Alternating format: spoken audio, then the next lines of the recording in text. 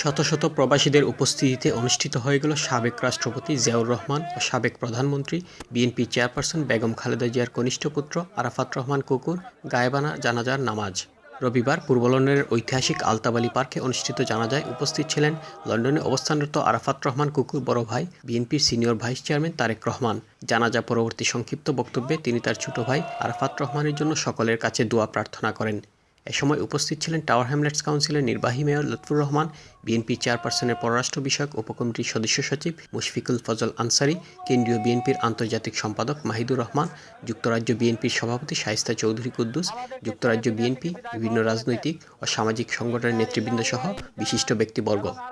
আপনাদের সকলের কাছে অনুরোধ করব যে তার জন্য, আমার ছোট ভাইয়ের জন্য আপনারা দোয়া করবেন, আল্লাহ যাতে তার গুনাহ মাফ করে দেয়। একই সাথে আমাদের নেতা শহীদ রাষ্ট্রপতি জিয়াউর রহমানের জন্য দোয়া করবেন। আমি আপনাদের কাছে দোয়া চাইব আমার পরিবারের জন্য এবং বিশেষ করে আমার মায়ের জন্য, দেশনেত্রী বেগম খালেদা জিয়ার জন্য, যাতে আল্লাহ ওনাকে ধৈর্য ধারণ করার শক্তি দেন।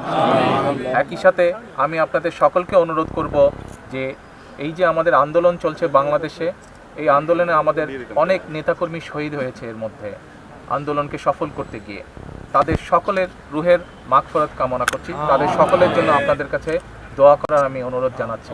এই মৃত্যুটি অত্যন্ত অনাকাঙ্ক্ষিত মৃত্যু এবং অত্যন্ত এই বয়সে ৪৫ বছর বয়সে তাকে পৃথিবীর মায়া ছাড়ে চলে যেতে হয়েছে। আমরা ব্যক্তিগতভাবে আমি অত্যন্ত সুখাভিভূত এবং তাদের সব পরিবারের সকলের প্রতি আমি ব্যক্তিগত সহানুভূতি শোক জানাচ্ছি। জনাব কোকো সাহেবের জন্য যুক্তরাজ্য বিএনপি কর্মসূচি আজকে ঘোষণা করবে। লাগাতার দোয়া মাহফিল এবং কোরআন তিলাওয়াত ও কোরআন মাহফিল থাকবে।